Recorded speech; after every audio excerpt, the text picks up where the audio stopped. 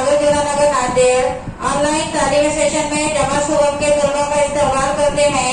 आज हम जमा सुबह मजमून आओ खेले खेले करे सीखे सबक नंबर 1 सेहत, उसमें देखेंगे 1.6 बैतुल खला का इस्तेमाल, 1.7 वर्जिश, 1.8 बुरी आदतों से परहेज। इसका मुताला करेंगे।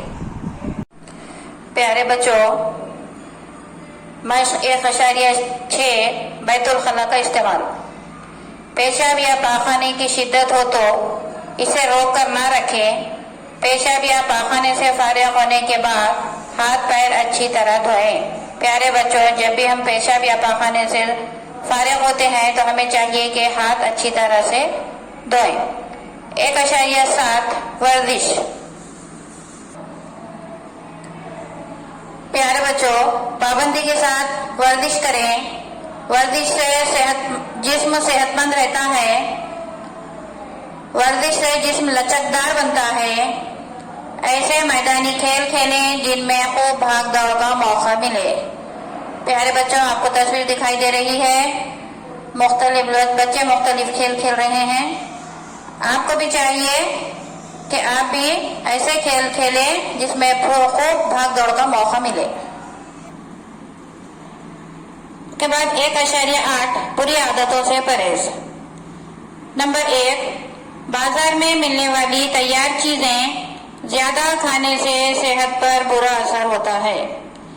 बाहरी चीजें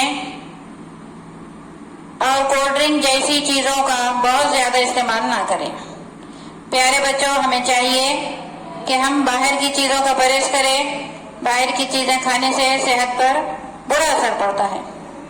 उसके बाद नंबर 2, टीवी, कंप्यूटर, मोबाइल के ज्यादा इस्तेमाल की वजह से आंखों को नुकसान पहुंच सकता है।